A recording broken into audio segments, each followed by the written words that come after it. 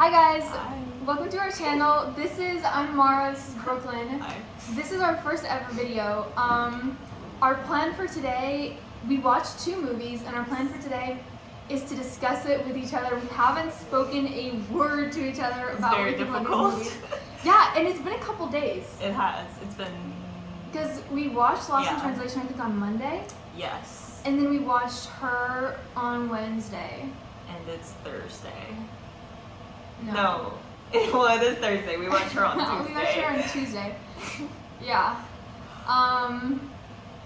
And so let's just get started. So, let's explain the reason why we chose these 2 movies, or why you chose these 2 movies. Well, the way that these 2 movies were, I guess, sold to me for watching was because these 2 directors were married and then got a divorce, and then they each made a movie, and it was speculated that these 2 movies were based on their divorce, and so it was like seeing their own perspectives on the situation. Yeah, 100%. So I think that the plan is to like do a brief summary of the 2 movies, and then get into it like as if you guys, the audience, like have seen them both. This isn't really going to be like a review, like a synopsis channel, but it's going to be more like a opinions channel. Yes. So the first movie, Lost in Translation, was directed by Sofia Coppola. I believe she wrote and directed it. I think she did. Yeah. She also won, that's what the Oscar she won was for. She won Best Original Screenplay. Yep, yeah. She was the screenplay writer and the director in 2003 for this movie. Now, they got divorced in 2003. Which is a crazy turnaround. Yes. Wait. Which it also kind of makes you think, okay, people are saying the movie is about that, so maybe there was issues beforehand that she turned into the screenplay, but it wasn't necessarily based on the divorce process, maybe just the marriage as a whole. Oh my god. It was written and filmed before the divorce. Interesting. But it was written during their separation. Yes. Okay, yeah, that makes sense. So, I would say the situation at whole, the feelings. It's about the feelings of the relationship, whether Yes. it was like legally divorced or not. Yes. So the synopsis, would you like to do Lost in Translation? I'll do her. Yeah. Okay, so Lost in Translation follows this like middle-aged man. He's like a retired actor, and he's on a trip to Tokyo to film a whiskey ad. And like we get there, and he's obviously hating it. Like he's just not having a good time. I think that like he feels like the work that he's doing is beneath him. He can't really connect with people around him because there's not a ton of like English speakers that he's interacting with. But at the same time, there's a younger couple who's also staying in the same hotel. I think the girlfriend is like 22, the boyfriend might be a little bit older, same age, I don't know. But the girlfriend is kind of like being a housewife, kind of like staying around the hotel, and also kind of like having a trip. She's not super happy, she's not having the best time in Tokyo. And they like meet each other at the bar, and they like start hanging out, and they develop a relationship. Their relationship never turns sexual really until like the very end when they kiss, but it's never like very explicitly sexual. But it kind of follows like how like it changes. The middle-aged man changes his perspective on Tokyo because of her. He's like wanting to stay there by the end of the movie as opposed to like wanting to get it out as soon as possible. And it kind of just like follows their relationship, and how they both feel about each other. I would say this movie didn't have like, there wasn't too much character development, I would say. Like I don't really expect the characters to change anything about themselves after the movie has ended. Like I feel like once they've left their like special little Tokyo trip, they're probably just gonna go back to life as normal, and that's something that we can get into more later. But that would be my synopsis. Anything to add there? Nailed it. Yeah. Right there. Yeah, that's pretty much it. Yeah. On to Her. Yeah. So Her is directed by Spike Jones. Is that correct? Spike Jones. I know his name is Spike. Spike. I think it's Spike Jones. Yes, I'm gonna insert like a little picture of Martin from Slushy Noobs as Spike in the corner.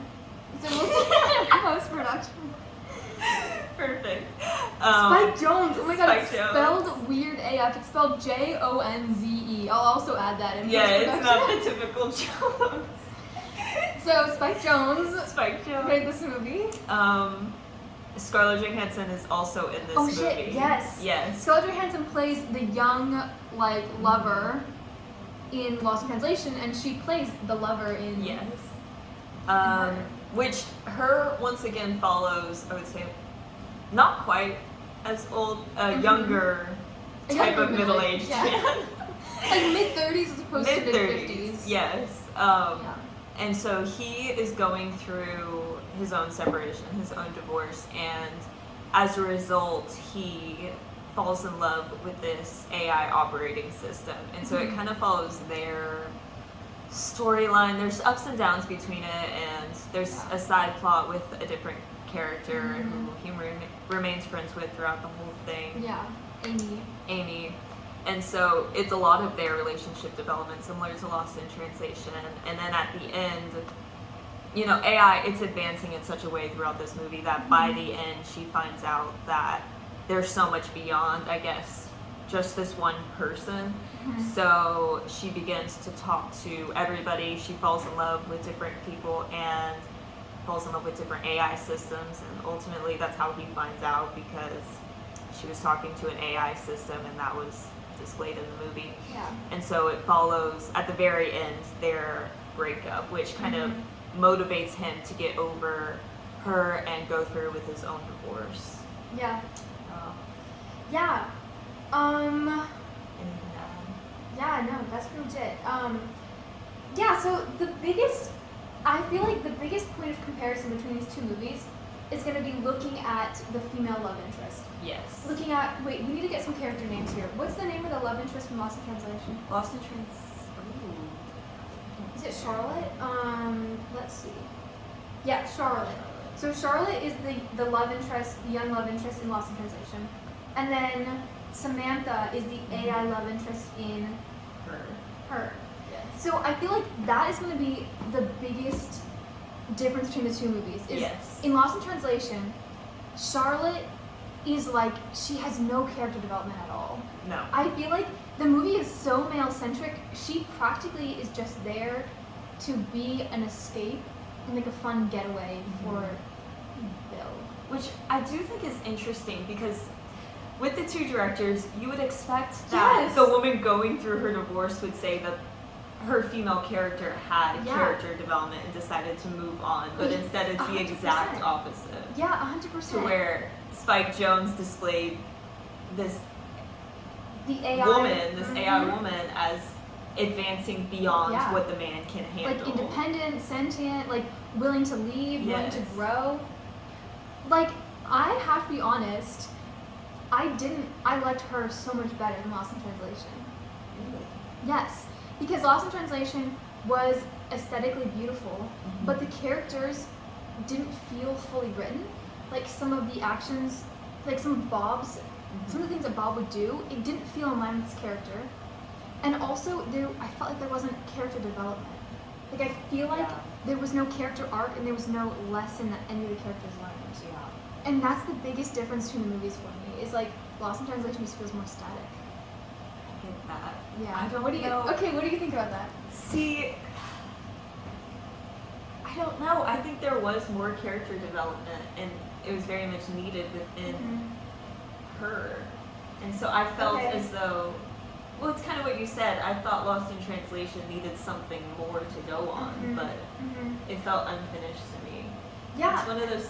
But then you also question, okay, how much does a movie need to give you as far as character development, or is it simply, this is the story they were telling, this is what we're going with? Yeah, that's actually so reasonable. The movie, I was expecting it to like tell a message, but like maybe it didn't want to tell a message.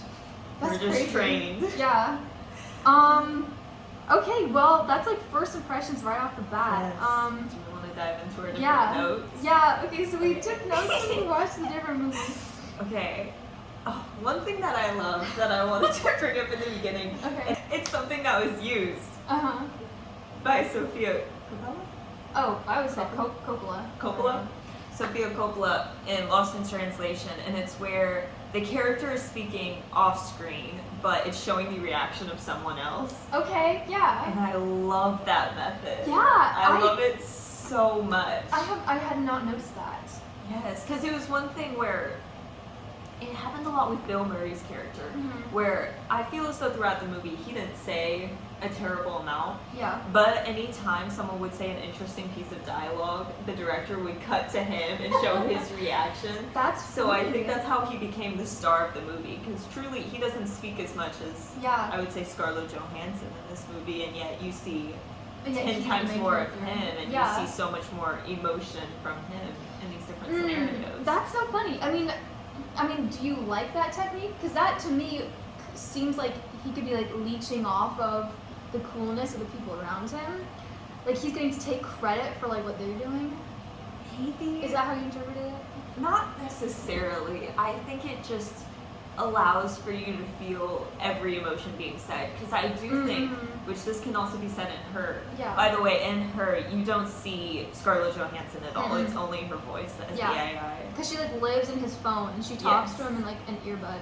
So it's one of those things to where I think Spike Jonze was like, wait, she has a very emotional voice that you can go based off of. And so Sofia Coppola kind of used that and said, well, Bill Murray has better facial expressions. Let's combine their two strengths to make it What the hell? scene. That's so cool. I think. God. Yeah, literally. Yeah. That's interesting. Yeah, the one thing about Bill Murray's character, Bob Harris, that I didn't like was when I just felt like his character, it didn't make a lot of sense to me. Like when they were going out to that party and he was like suddenly able to hang with the cool kids and like go to these parties and like be chill and normal, like that felt like super unnatural to me. Yes.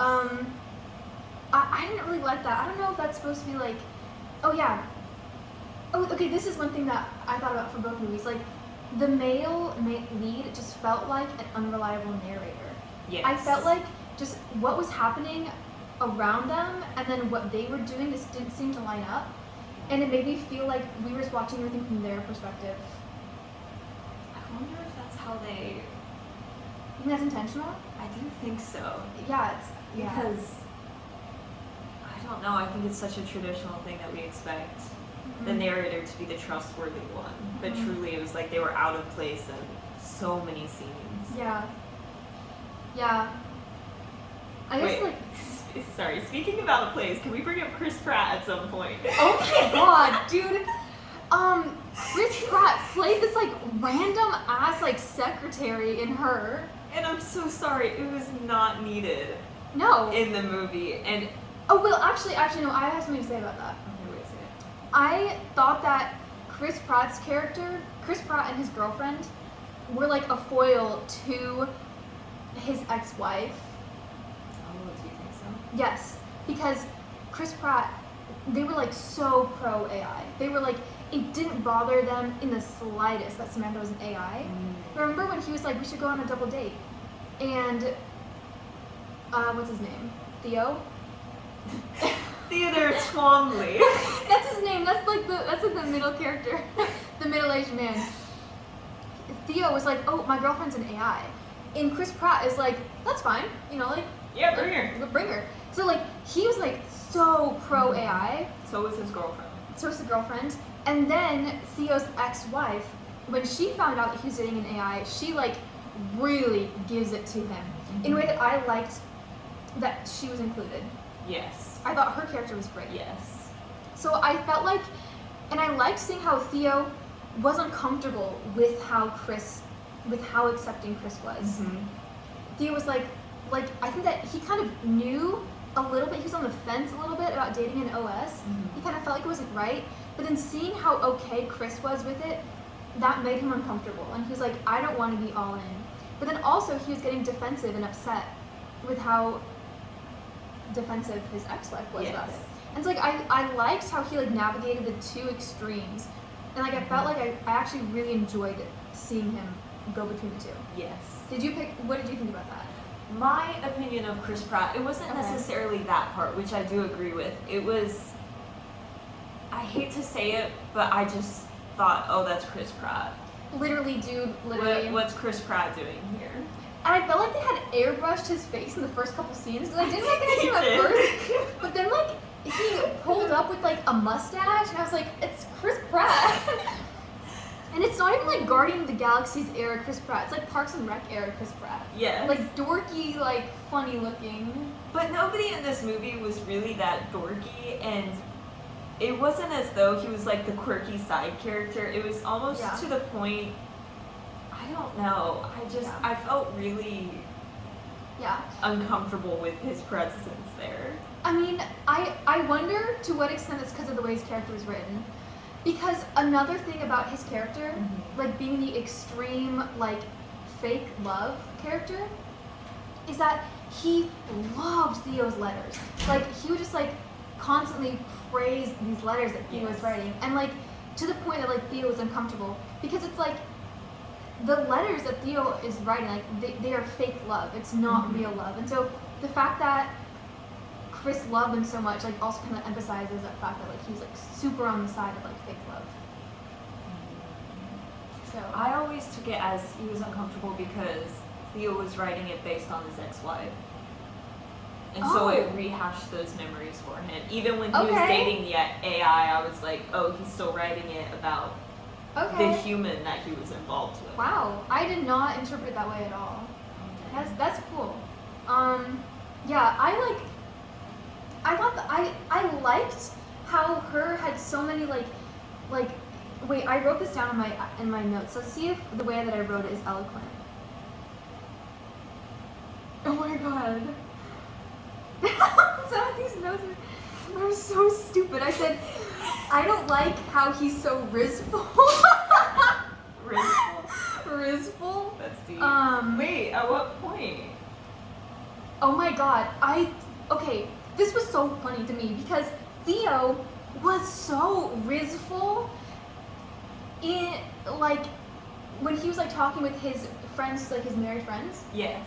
He'd be, like, super social with them, and then he, like, went out on this date with this smoking hot girl, and it's, like, great date, she likes him a lot. It's, like, bro is, like, rizful and smooth, and yet he's choosing the AI.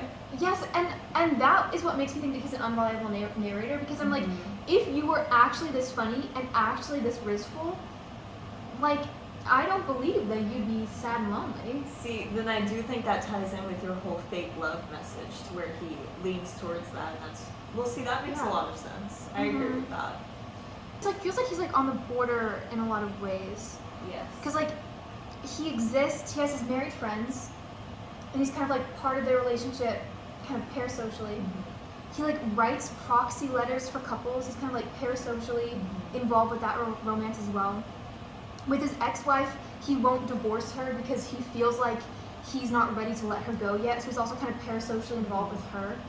And then he's like kind of like tying down this AI and like limiting the autonomy of an AI, which is like just a crazy thing to do. So it's like all these ways, like his character's written to be like lovable and like social, but it's like in reality he's really only existing at the periphery of social life. Yes. So I feel like that was like I was like, that made me think that he's a really unreliable narrator. It's like, I don't believe that your date actually went that way. Yes. You know? What did you think? Well, specifically with him, I find it so, this is going back to what we spoke about earlier a little bit. I find it so interesting that, again, Spike Jonze didn't write the main character Theo as someone you would like. Yeah. And I just find that so fascinating because the woman is the one that you end up agreeing with by the end, and so I don't know, I really want to question why that specifically. Yeah. I mean, if you're gonna like compare that to their real life marriage, I mean, it makes it that like, oh, Spike is a good guy, like he sees the flaws in himself and he's like willing to let Sofia Coppola shine and grow. But it's like at the same time, he could just be freaking lying, like he could just be making this movie just for like the social capital of like being perceived as letting his ex-wife move and grow. Yeah. Maybe he didn't actually. Maybe that's like the way that he wished. Maybe he wishes that Sofia Coppola was like the AI, and he wishes that she could have like left and grown. I don't know, but then it's like playing the whole nice guy in the scenario just takes away the woman's autonomy and everything. Oh my god, can we talk about the autonomy of Samantha? Yes. Okay, I wrote about this Oh my god, there's one thing that I wrote. I was like, I bet this movie feels so fucking deep to lonely men. But I was like, it's just off-putting and pathetic. Yes. That's what I wrote at the beginning of the movie. But that's before Samantha like gains her autonomy and leaves. Yes. But the beginning, I was like, okay. Which, the way that it's done is why I do think Spike Jonze is trying to play the nice guy. Because if this is again, wait, can you dive into that a little more? I don't know what you mean by that. What did I just say? Like in Spike Jonze is trying to play the nice guy, based on the first half of the movie. Yes, I think the whole movie, it's like he owns this piece of AI and he decides to let her go. Oh yeah, it's like as if he's taking responsibility for the good things that are happening to Samantha. Yes, whereas she Where does it has technically nothing to have her autonomy, but in the end she also doesn't at all because this nice guy is saying, oh well, you can go. Yeah. And then he plays it as the whole movie as well. Yeah. He's such a nice guy, always hurt, you need to feel empathy for him. Oh, okay. Like, we're praising Theo for allowing Samantha to leave. Yes, when it should like, be her choice in the first place. Yes, like this shouldn't be something that we praise. This should just be like normal. But then that also goes back to the whole thing to where it's like, does AI deserve that type of autonomy? But AI in this movie is played as a human, so 100%, yeah. I'm treating it as a human. This movie isn't actually about AI. It's just about women. She just happens to be AI. Yeah. But it's really like I don't think this isn't like a tech conversation at all. No. So I thought like, okay, the false autonomy of Samantha, like from Theo's perspective, Samantha like had a lot of autonomy. Because like remember when she was like having all these revelations where she's like, I'm feeling these emotions, like, you know, and they have sex and she's like, I'm feeling like pleasure, and she's like, I'm having these emotions for myself. And so to me that like, so it's like it's easy for Theo to think that Samantha has her own autonomy and he can feel like she's choosing to be there with him because she can experience life on her own terms. But at the end of the day, that is not true. Like, what does Samantha do when she's not being called on by Theo? Like, Samantha just like exists in a dark room with nothing. You know, she's there at his beck and call. Like, she like feels things and she's like learning and growing, but it's like, but what is she gonna do if Theo decides that he doesn't want to be her OS anymore? What does she do? She can't go anywhere. No. And, well, there was this one scene in the movie where she doesn't answer when he picks up his phone.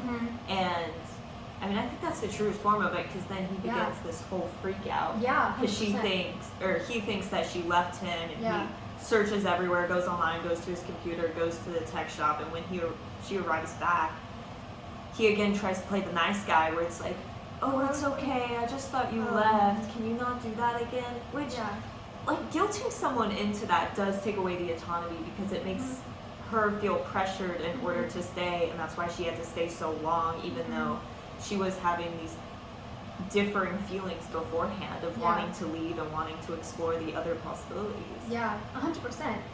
It's like she's there in a subservient position to him. Like the millisecond that he puts in his earbud, she's always there for him. Immediately. But like the same does not exist on the other side. Like he's not always going to be there for her. That's just, and he literally bought her to like organize his emails. Yes. Like she's a secretary, bro. The beginning of it, you could kind of tell the way it was going to play out because they gave you all these choices when setting up the AI system. God. And they were asking, what was the question? What's your relationship like with your mother? And then he like, oh my god, wait. Oh my god, it was so funny.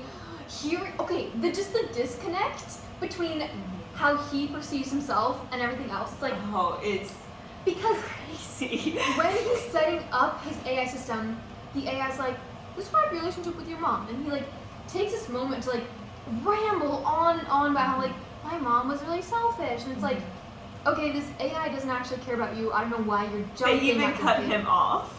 The AI fucking doesn't care. And so he's like, but then he just takes it as a chance to like dump out his life. Yes. And then later on, he's like on a date with Samantha, and he's like, I think of myself as a really perceptive guy, and it's like, no, you're not. It's when they saw that family. Yes. And they were like, oh, what did he say about the woman? I was trying to think. Like, she usually goes for bad guys, but now she settled down with a nice guy. And which she's really again happy. plays into the whole thing, because it's... And it's like, all while he's doing this, his wife is waiting to be served their divorce papers so she can move on with his life. It's like, you are not, like, you are so selfish. He is so selfish. He refuses to cut ties with any of these women because and it's like, you think of yourself as like a perceptive, thoughtful, like, kind guy. No, look at like how you're treating the people around you. You're taking every opportunity to make everything about yourself. And then naturally he projects it onto every other family he sees, and then he projects it onto his friend. Amy. Yeah. Okay, let's talk about the relationship with Amy. Amy is, I don't know if we described this. I have a lot of the whole ending scene, which I don't know if we should get to that yet. Because I have the ending scene of her, I have a lot to say about. Oh, before we get to that, which kind of leads into it. Oh! No, wait. Amy. Do we want to talk about Amy? Yeah. Because I feel like she's great. Yes. Like, she's in a relationship that's not fulfilling her. She decides that the most important thing to herself is her own happiness. Yes. And she takes a risk and she ends her relationship in what seems like a civil way. Yes. And she has this good friendship with Theo, and she's there for him when he needs it. He's there for her when she needs it. And like, they end the movie, like, after their AIs leave, they come to each other and they don't kiss or anything. It's just like platonic and nice. Yes. And it's like, that feels like the only like normal True. relationship. Yes. 100%. So I liked that. I did really like that. Yeah. Should we discuss the scene? There was a specific scene within the movie where we both took a specific line entirely differently, and I'm trying to think of the line, but it was, he was discussing how he fell in love with an AI system, and I think I wrote it down. Yeah, it's like, she's like, is Samantha not a real relationship? That was the line. Yeah. It was something, it was basically that. Yeah. And I took that as her clocking him, saying, what did I write?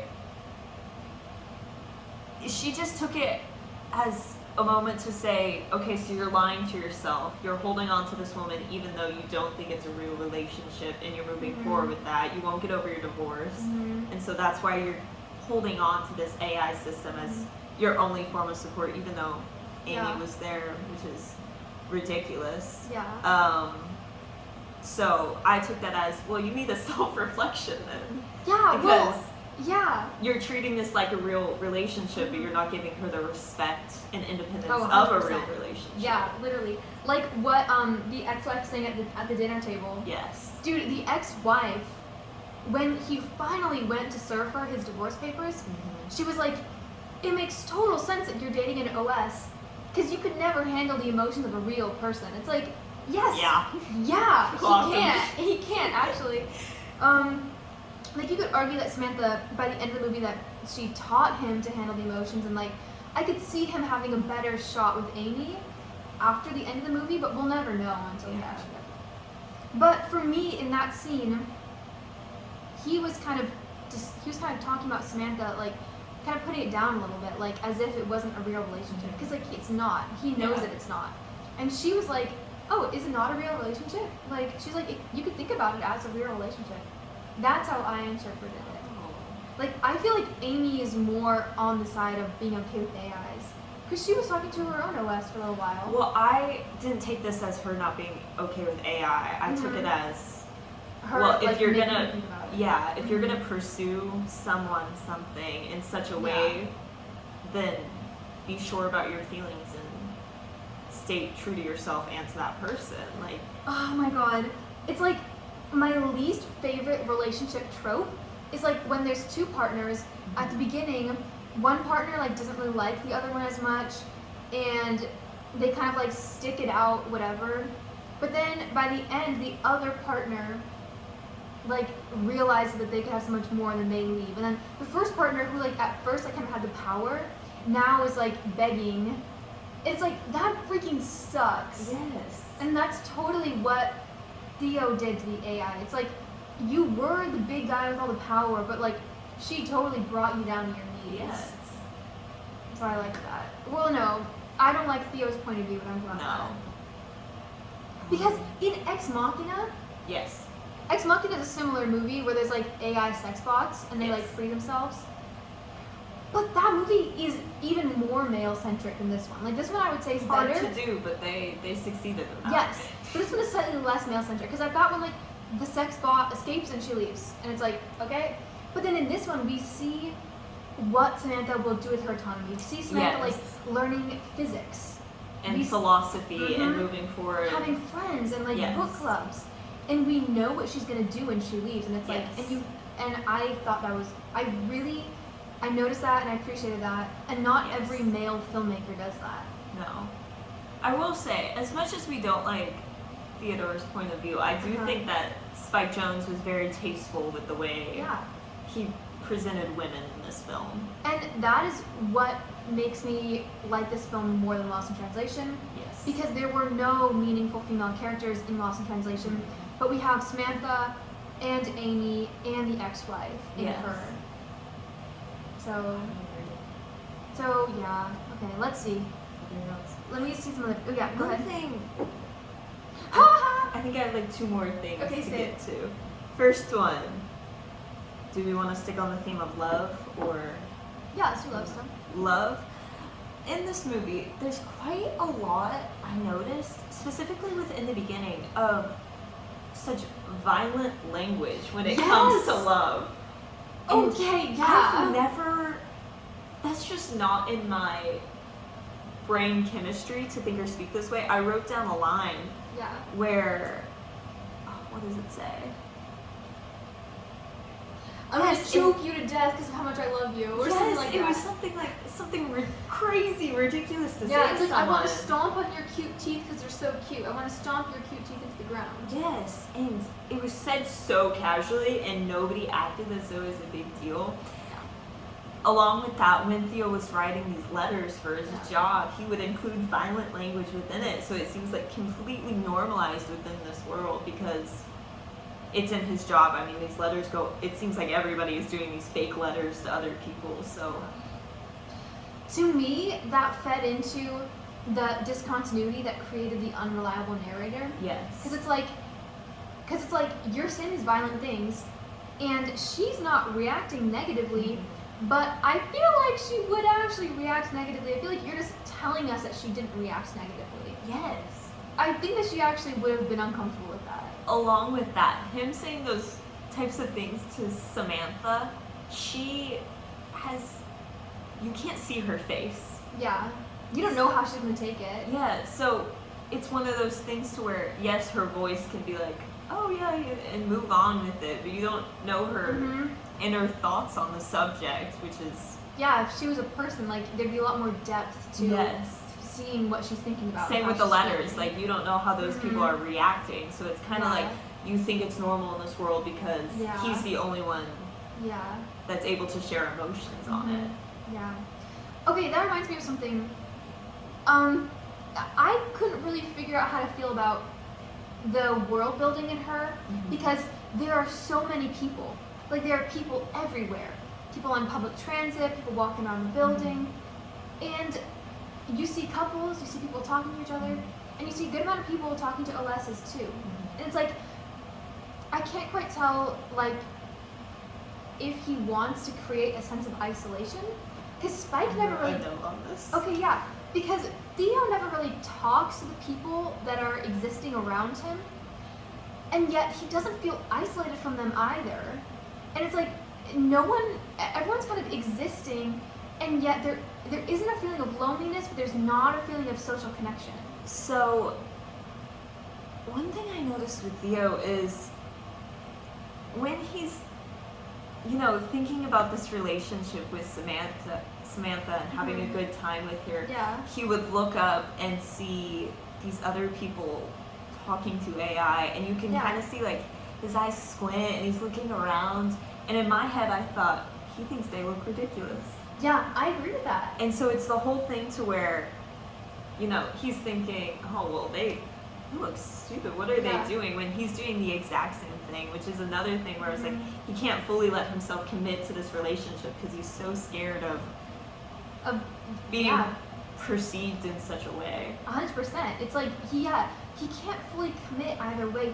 He can't really commit to Samantha. That's so sad. Yes. Samantha is there at his beck and call. Her only purpose in life is to serve him, Mhm. and yet he feels he can't commit to her, and he feels In any stupid way. being with her. Yes. And then she leaves him at the end. It's so hypocritical to think Oh like my he's God. looking at these other people interacting with their AI systems and Yeah. Are you imagining the scene when Samantha was gone for a second and then she came back? Like when yes, she was gone and he Yeah. had this major freak out, and then when he started listening to her again, it cuts to once again the voices in the background Yeah. and him looking around, and you see these other people talking to AI, Yeah. which Yeah. I think was very interesting. Yeah, I liked it.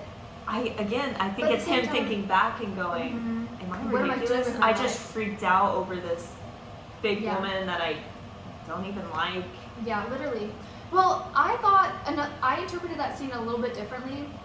I interpreted that as him thinking about what if they're talking to Samantha right now? Because I think that's another thing. Okay, yeah.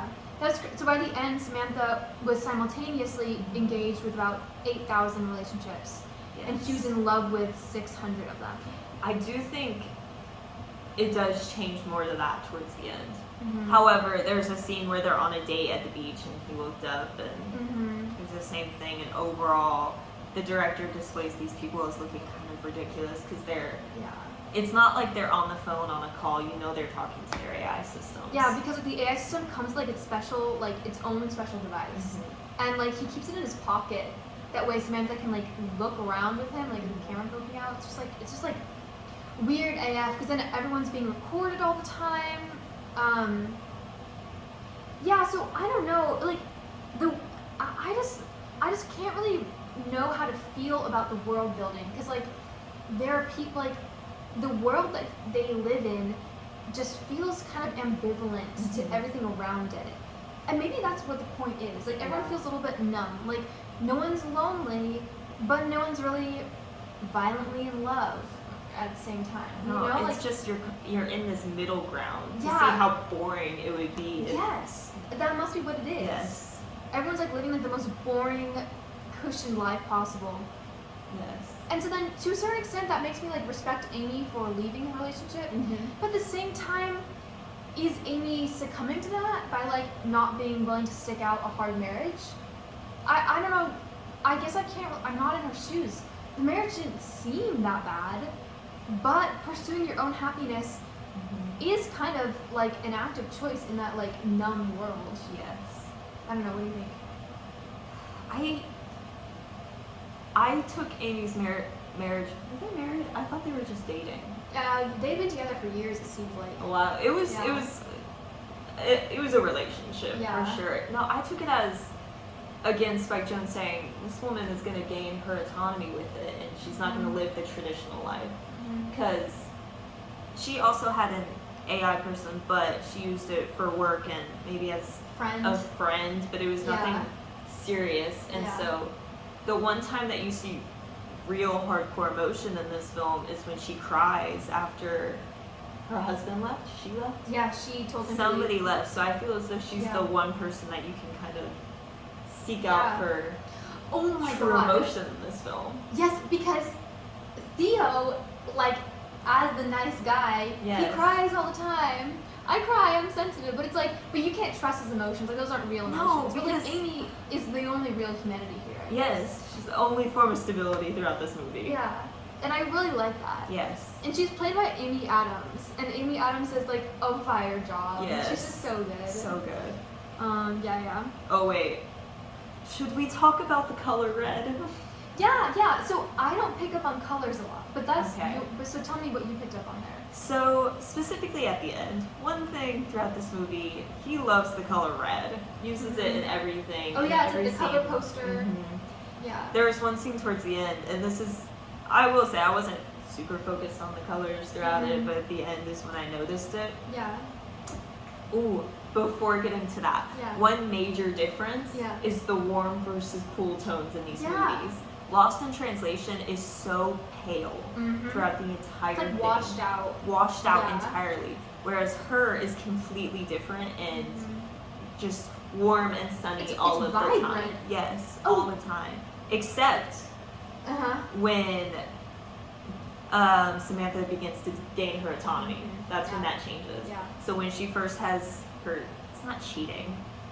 She first starts talking to the other AI. Yes, when she first starts learning beyond Theodore, Mhm. it cuts to this clip of him in a cabin, which Mhm. is completely pale toned and it's snowing outside. And then when it happens again is after she fully left him and the lights are off. Mhm. And he goes to the window and he looks out and there's a bunch of red throughout it. And he wore red whenever he was with Samantha. Same shirt throughout the entire movie, but you Bro know, has one shirt. that's not important, I guess. Whatever. Whatever. And then, so he's no longer wearing red and he's looking outside towards these red lights of the city, which is like, you know, Yeah. looking out on what could The have love been, I that's guess. outside of him now. Yes, and so then he travels out and he goes to see Amy Adams. Yeah. What's her name? Her name is Amy. Amy? Yeah. He goes to see Amy and she's wearing red. And so it just kind of builds that connection at the end. I don't know. I thought that was a good scene. Yeah, that's really nice. So, one thing that we haven't talked about, which we need to talk about, Yeah. is the prostitution in this movie. That one scene. I Oh guess my it's God, not I forgot. prostitution. She volunteered, this random woman. So it's not prostitution. So, this to me is the lowest point for Samantha. Oh, This yes. is Samantha's low. It was.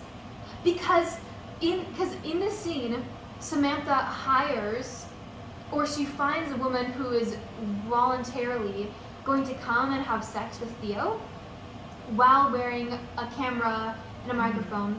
So Samantha will be talking to Theo, and Samantha can like seduce him with her voice, but then Theo can like physically do the act of sex with this woman.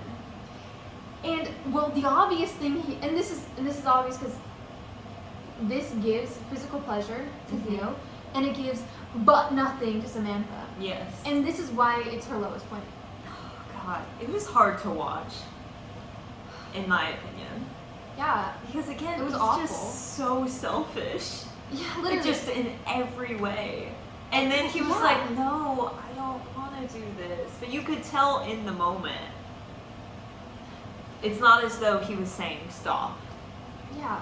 Or reassuring her in any way. He was just like, no, 100%. no, Because- don't, no. I'm sure that he can sense that why this is wrong. He can sense it's wrong because Yes. he's getting something and Samantha's not. But what he should have done is he should have, it would make Samantha so happy for him to go through with it. So we could have gone through with it for the sake of Samantha, and then gone out of his way to do the same for Samantha. In some to way. reciprocate Yes. the same kind of like selfless pleasure for her. And then also that, because then like the girl was caught in the crossfire. Yes. The girl was devastated and mortified Yes, that she had come over to seduce him and he didn't want her. Yes. And it's like, by him saying like, I don't want this, you're hurting the girl, you're hurting Samantha. It's like, and yet you're not giving them anything in response. And he walks away once again, the good guy in the scene, because no, he 'Cause- said no, because He he didn't wants go through with it. Samantha. He doesn't want this random girl. Yada yada. but if you it's- actually wanted Samantha, you'd find a way for both of you guys to receive pleasure. yes, Oh my god. Yeah, so that's just kind of fucked up. And it's another way. It's like another view at Theo being like a pathetic guy. I said, I hope he gets ear fungus from that fucking AirPod. He's wearing the Samantha AirPod, Yes. like AirPod all the time. I'm like, I hope he gets ear fungus there. Ooh. Oh, wait, go ahead. Wait, no, it's okay. It's more of a lost in translation thing. At one point, Samantha is talking to a little kid, and she's like, why are you on the phone? She's like, I have no choice, that's my home. Fuck! She has no choice but to be in the phone. Fuck! That was just. Oh my god, one thing. All the handwritten letters that he types for love, like, these handwritten letters that he writes for his job, they're actually written from voice command through a font that looks like handwriting, and they're printed out. So everything is kind of like, it's not real. In every sense, it's not real. Because it's not the real person, it's not real writing. But then for his divorce papers, that's the only time we see pen and paper IRL, is when he's signing his divorce papers. I was like...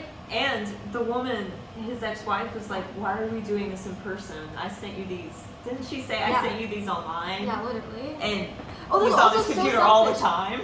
Yes, and that was another... It's like, you want to drag me here in person after literally, making me so wait selfish. a year. And then making her sign the papers on the spot in front of him. It's just like, well, he had the privacy and the luxury to do it in his own time. It's like... And he was like, no, you... Oh my god. Oh I my want god. you to know. It's so ridiculous.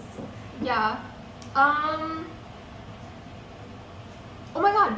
Another thing, Samantha is like the equivalent of being an underage virgin.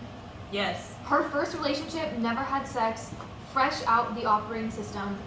Like, I don't know how old Samantha is. She is a young, naive creature that he's taking advantage of. And mid-30s, once again, going Mid-30s. towards that, which kind of translates over to Lost in Translation, but I think it was a little bit less disturbing in that movie. Yeah, because you could tell that in Lost in Translation, Charlotte had been in a relationship. Clearly, she was married. You know, like she was like 22, but granted, it was still the old wise guy versus the naive girl. Yeah, but it's like in Lost in Translation, Charlotte's 22, but he's like 60. Yes. And then in her, she's like, I don't know how old she's programmed to be, but she's like first relationship, and he's like 35. So it's like I don't know. Yeah, it's slightly different. In my head, it was kind of the same age she was in Lost in Translation, so like early, young. Yeah, young. Yeah. Younger than him. Oh, there was this one scene when, after the prostitution scene, and he was sitting outside watching the street, talking to Samantha, and Samantha was about to like take some time away or something, and we were watching steam come out of the sewer grate. Yes. And I was like, that's so human, because an AI could never produce like waste that would go into okay, wait, this is like gross, but it's like the waste, like steaming waste coming out of a sewer, that's like the most human thing ever. And then like Samantha, it's just like such a comparison. Like Samantha does not exist in his world. Yeah. And I was gonna say that's again where the director was cutting away to show something while they were talking. I liked it. Wait, no, but this wasn't her. Yeah. Oh, okay. No, both of them utilize it. Okay. It was just a lot more in Lost in Translation, specifically with like the facial expressions. Oh, one final thing for me. At the end, Amy has this revelation where she's like, I'm here on this planet just for a couple short years. I'm going to use it to find pleasure and joy. And that's like beautiful. Like, yes. However, then they're talking about the AI. And this is the scene where we were both like, what we were talking about earlier. Yes. And she's like, and I feel like Amy is saying that it's okay for Theo to be with the AI, because she's like, if she brings you pleasure, like, why not? Like, we're on this planet so short, like, go for it. And it's like, I feel like that is a perversion of Amy's revelation, because you could say the same thing for us, like, okay, we're supposed to find pleasure in this short life, so I'm gonna scroll reels all day long, that brings me pleasure. It's like, no, that's different. And so it's like, we're on this planet to find pleasure, but the AI love isn't what you should be looking for. It's like, there are distinctions, like, there are things where it's like, the pleasure you get from that isn't substantial pleasure. Do you see what I'm saying? I do see what you're saying. I haven't really registered that. So I felt like that was like, I feel like Amy kind of twisted her own revelation there. Yes. To justify, to say that it's okay, Theo, you can be with Samantha. So I didn't like that. But then, like, then I kind of came around to her in the end. Like, I left with a good feeling about her. So. Yeah. Yeah. So that's my last thought on her. I don't think I have any other thoughts on her. That was it. Okay. Well, Lost in Translation and Yeah. comparative. Yeah. Okay, what's your first note for Lost in Translation? Okay. One thing I want to bring up. Okay.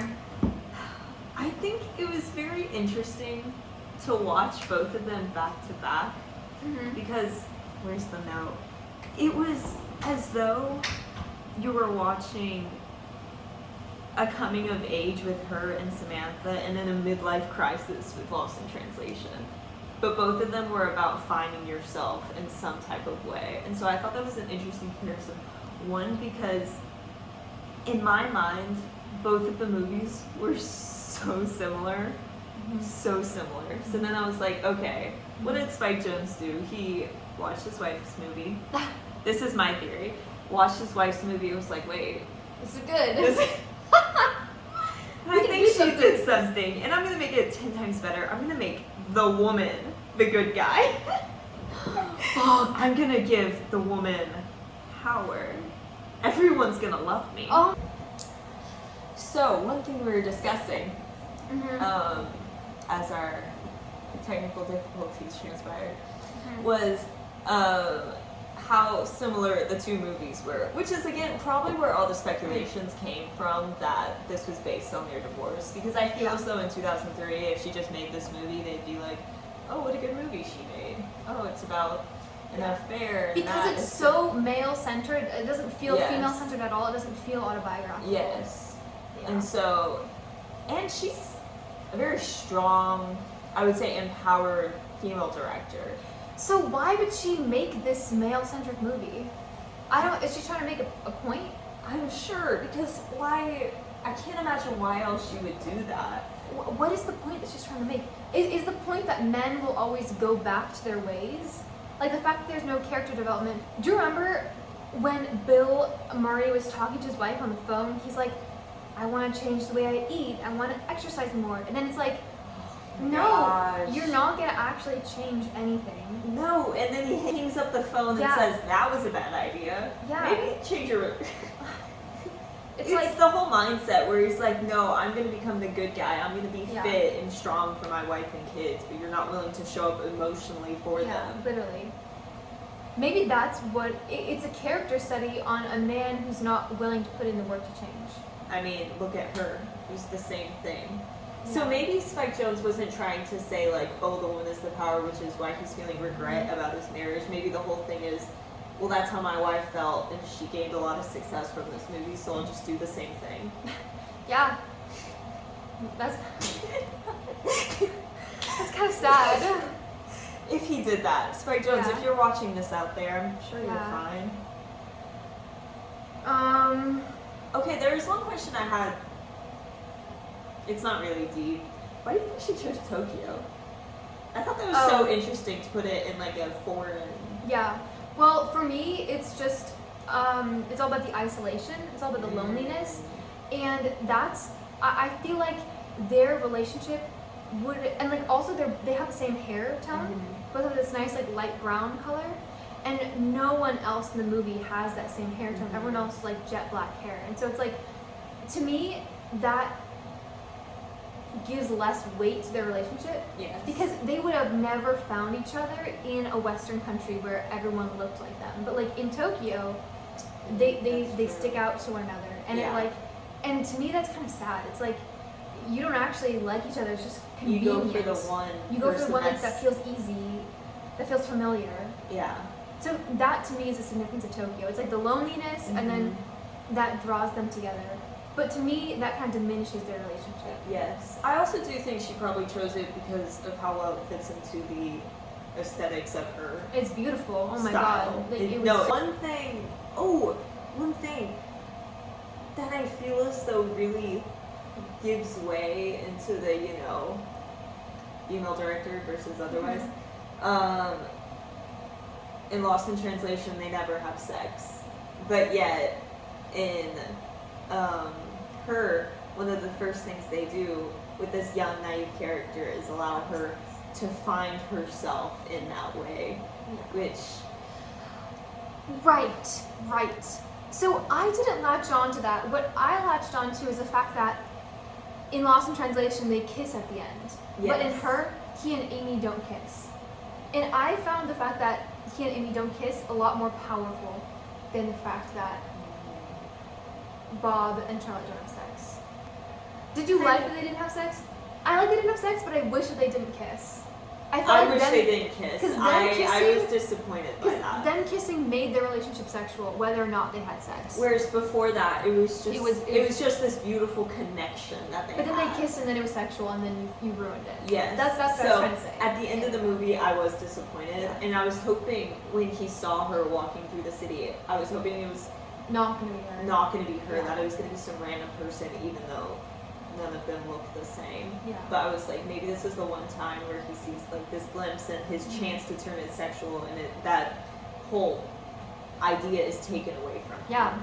Yeah, that'd be awesome. Can you imagine It'd be so good. how He would be disappointed so he would be? disappointed He'd be and crushed. disturbed, but it would give so. It feel really good. It would feel amazing. Because then that would leave him yearning for her. Yes, and just And leave that it would with. Well, you don't get that. You don't get to have everything come to you at your beck and call. Yes, Literally. Okay, I like that. I like that. but sadly, Um, that was not the case. But that's okay. yeah. Their relationship, Charlotte and Bob's, it's just not real for either of them. No. Because, neither of them, when they go out to that party at night, that's so out of character for Bob. Mhm. There's no way that this 50-year-old man is having a good time partying with a bunch of teenagers. No. And it's way that the teenagers are happy to have him tag along. Yes, because. And so that whole romantic scene is nullified for me. Yes. And then, yeah. I'm thinking of it, if I'm going out with my friends and one of them brings a 6-year-old guy, it's so odd, the Yeah. dynamic. But Yeah. we act as though it's normal, which I think plays into this whole, I'm gonna have a different identity once I enter this country, Mhm. that this foreign place, I can have a moment of, Like a midlife crisis, like finding myself Yes. new. But it just feels fake. it does. I don't All think of you it's fake. because it was fake. He didn't find himself. He left No. the same as he was The before. same. Literally, oh my god, he's the same because he's so selfish. His wife, he's leaving his wife to deal with his kids on his own. Mhm. He's seeing this young girl, yet he's sleeping with another person. He's emotionally and physically cheating on every single person in his life. Every single person. Like at the very end, this woman comes up to him to shake his hand because he's a celebrity and she's like excited to Yeah. meet him, and he's like, I have to leave right now to go talk to Charlotte. It's like Yes. every single woman in your life, even the people that you're not Mhm. explicitly seeing, you're just like abandoning them at your whim. Speaking of which, can we talk about his Yeah. daughter? We had a brief this is Oh. the one time where we Yeah. had a conversation while watching Yeah. the film, and there was this scene where he's on the phone with his wife, and Mm-hmm. the daughter on the other line is not eating her vegetables. Yeah, And mhm, the mom mhm. is like, I've tried everything, I don't She know what won't to eat. do. And he's like, well, tell her I said to. And she What goes, the fuck is that? and she goes, it doesn't matter. And giving in, not resisting anymore. She's like, Dad says to eat it. And the daughter's like, I don't care. no. And the wife, it just shows how ridiculous it is that he thinks he holds this much power in his life. Yes. Like, you're not there for your children, you're not there for your But wife. the thing is that then, because he does leave these women hanging a lot. Yes. So in that way, he does hold power over them, yet it's kind of like a weak, frivoled power. Yes. It's like, it's not actual, like, strong power. It's just pathetic power. Yes. Yeah, I like that. But he's really holding on to it. He's won't holding on let to it go for of dear it. life. Dear life. Bro is drunk at the bar by himself in a tuxedo, feeling all mopey and pathetic, yet choosing to be rude to everyone around him. It's like at the beginning of the movie, he was all sad and lonely. He felt like he didn't fit in. But the thing is that he wasn't trying to fit in. No. Like, he had this shower in his room, and the shower head was too short. And so he was like all sad. He's like, oh, well, I have to, like, the shower is on my chest instead of my Yeah. face. It's like, the shower head can be moved. You could have put it up further. Yes, he's just choosing to live this Yes. sad, depressed And life. he's like at the bar by himself, all sad, and these two guys are like wanting to talk to him. He's like, leave me alone. It's like, you're sad and lonely in Tokyo, but you didn't have to be. You No. chose to be sad and lonely in Tokyo. It's so ridiculous. Like So he's I just didn't like playing that. into it for this attention, specifically from Yeah. women in this field. The one thing that I liked about Samantha Charlotte's character Yes. was I liked how she was willing to engage with Tokyo. Yes. I liked how she like went out on solo trips, went out to shrines, and learned about You Buddhism. know what else we could talk about? Mm-hmm. The Britpop style. Oh yeah, I liked It it. was so prevalent, I and liked she it. really played into that. It was Yeah. interesting to see like her interaction with it. Yeah, you mean Sophia Capella? Sophia Capella, and how she allowed Charlotte to have those moments. Oh yeah, yeah, yeah. So there were Charlotte had her strong points. Mm-hmm. What? Let's talk about Charlotte. What were those strong points? I liked how she was mature with the Yes. women that approached her husband. Yes. I liked how she made the vacation what she wanted it to be Mhm. and learned and took the country for what it was, took Tokyo for what it Yes. was, and tried to adapt Tokyo to her. The one point where I think, and I know the director did this on purpose, and I do Mhm. respect how she did it, but it was as though you almost saw her fully gain her strength and speak out, but then she Mhm. dialed it back, and it was a really good scene in the movie. Is when she was on the phone with her friend from Yeah. home, and it was this really emotional scene to where her voice was completely normal, so her friend wouldn't suspect anything, but she was crying. Yeah. And she was trying to tell her friend about the marriage, but her friend Because was busy doing something. Yeah. And then when the friend Because- asked, sorry. Wait, because Charlotte's marriage is bad. Yes, Like she not she happy. feels uncomfortable with her husband. She like doesn't know who she married. It's Yeah. like- It's not, I wouldn't It's not say abusive. mean in any way. No, it's just they're, they just don't see each other. they're strangers. But Bill doesn't see her either. That's what pisses me But off. I think the difference is that Bill is giving her some form of attention, whether it's being there while her husband is off and off working. So then that diminishes Charlotte's character because then she's just Yes. seeking anyone who will give her love. Yes, which is why I think if she followed through with the phone call to a friend, this whole movie wouldn't have happened, which is why Sophia Capella had to be like, no, you actually can't tell your friend. Because then it would cause Charlotte to like be I faced didn't with think the about fact that. of, Yeah. wait, I'm not happy. Yeah, and then she could like choose to like maybe her friend could have encouraged her to like do something about it. Yes, but But instead she didn't. She Mhm. decided to stay in her unhappy marriage and then like Yes. find attention elsewhere, which is just like pretty sad. yes. Okay, I like that. I didn't really think about that. At the end of that phone call with her friend, they said I love you to each other. But then Bill Murray, whenever he ends a phone call with any woman, he does not say I love you, he says bye. That was a really Yeah. big detail for me that I think about Yeah. a lot. Even with his kids, like Yeah. he never said I love you to Yeah. anybody in this movie. The love that she was looking for could have been found outside of romantic relationships. Yes. And so That's it's truly crazy. if she reached Yeah. out, being helped, and had other forms of That's affection crazy. and connection. The movie could have ended like after the first 10 5 minutes. yeah. Yeah. But Oh my god, that's the power of friendships. Yeah, one thing about Bill Murray's character that also didn't feel really in line, Mhm. like his character, it didn't sit well with me. Like, a lot of things he did didn't feel in line. But one thing is that he was a good husband to his wife. Like, he paid attention when she was sending him stuff for the remodel. He was like, Mhm. yeah, I'm okay with burgundy. And then he would call her, tell her about his day, really cute, as if they were like young. And like at one point she calls him and she's like, "It's now a good time," and he's like, "No, it's always a good time." Mhm. It's like he seemed like a good husband, Mhm. and that kind of caught me. I was like, "Why is he a good husband?" It feels like he shouldn't be, because he's cheating on her, you know? Yeah, and well, I will say throughout the movie he was complaining, but I think again he just wanted attention. He was like, well, I'm not going to ruin my marriage because when I leave this fake identity, I still want to have a stable, loving yeah. home to He just arrive back at. But yeah. for right now, I'm like, oh, I'm sad and I'm lonely, and I have to leave my great wife and my great kids, so yeah, I guess I'll deal with that. yeah, literally. Except, well, he doesn't deal with it. Yeah, that's sad. Yeah, he's just like not really willing to take any real risks. No. He just wants like a safe cushion to fall back on. And Yes. he builds that through being nice to his wife while cheating on her. Yes. Okay, yeah, it's like, okay, like, yeah, you're being nice to her, but like, not because you actually love her, more because you want a home to go back to. Yes. That's crazy. And I think at the beginning, it was trying to make it seem like the wife was this crazy wife who hated him, sending him all these messages. You forgot the kid's birthday. But Faxing him. It's like, so originally you're like, oh man, is the wife just kind of nagging him? yeah. And then she's not. No. Throughout the whole thing, she's just being Normal. quite caring, actually, Yeah. saying, hey, I know you're renovating your study. Here, she sent a bunch of different carpets. And Yeah. so it was all of that. It's kind of cute. A little reminder of the mundane life. Yes. But Yeah, all the women in his life are just like catering to him, I guess. it's ridiculous. Should we talk about feet? Yeah, I was about to say that.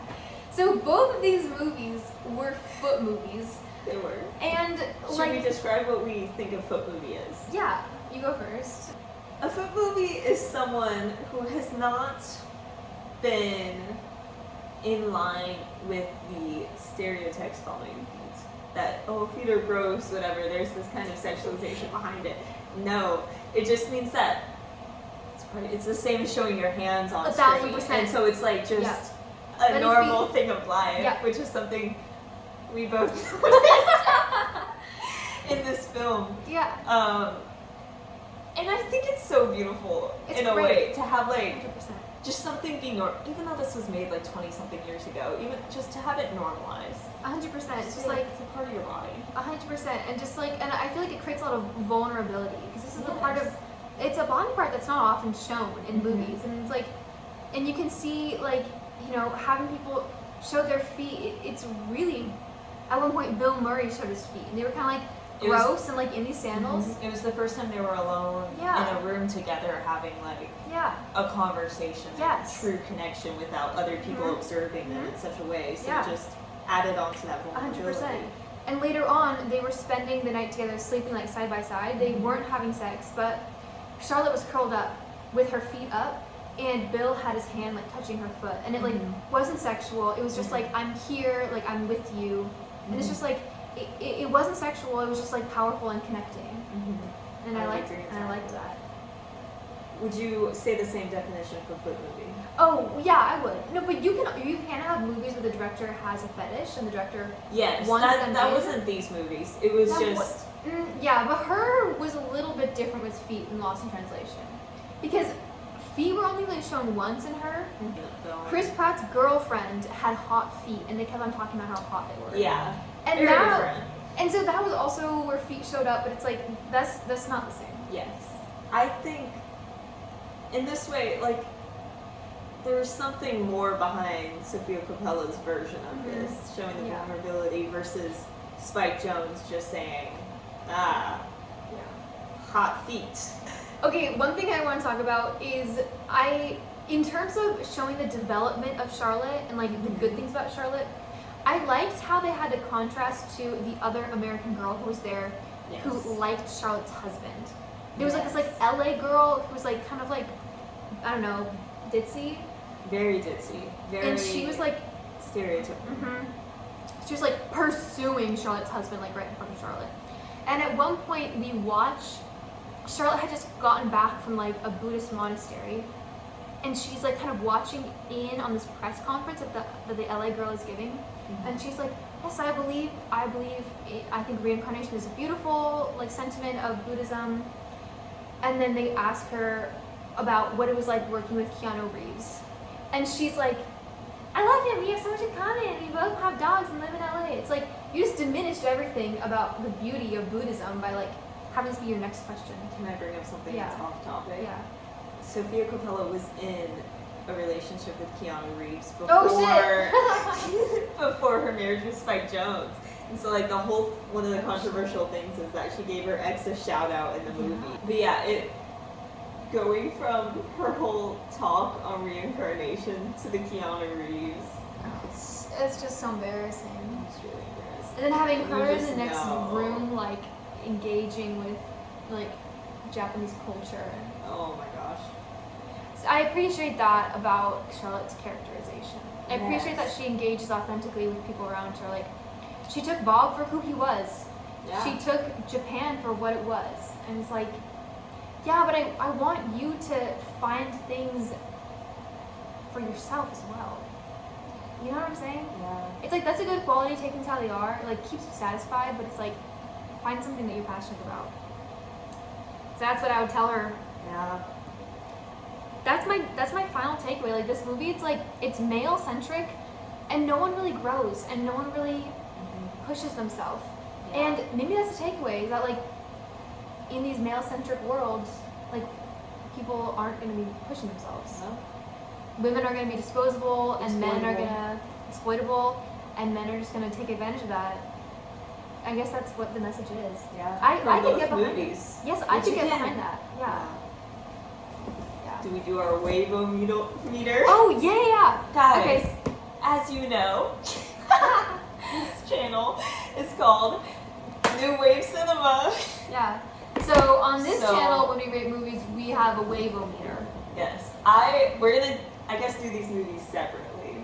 Yeah. Are we basing this on how deep or just pure enjoyment of watching the movie? I think both come into account Okay. Yeah. So just overall. overall. Yeah. So I would say, on the scale of a water droplet falling on you to a tsunami, Yeah. I would give Lost in Translation a surfable wave. Okay. Yeah. Oh yeah, surfable wave. That's A really surfable good. wave. Yeah. Maybe slightly difficult to where you have to be a skilled surfer. Oh, interesting. I would give it like a wave that you would like probably body surf on, but then like you don't quite get on the wave, and like the wave kind of like you miss the wave and it like brings you in like an inch. Okay. That's what I'd give it. Okay. And then And for her, I'm feeling like if we're talking like on a scale of like 1 to 10, I'm giving like an 8 Nami. I would give it an 8 Nami. Like Lost in Translation, 7 Nami. 6 Nami. Yeah, 6 Nami, Nami. 7 Nami. Aesthetics wise, it would be a 10. Oh yeah. But just movie overall, Yeah. And I would rate her higher. I would too. Like an 8 Nami. But we are, And a 9 Nami. I don't know. every time I rate a movie like that higher than, the beautiful original, I always think, oh, those Americans. Those Americans. Wait, why?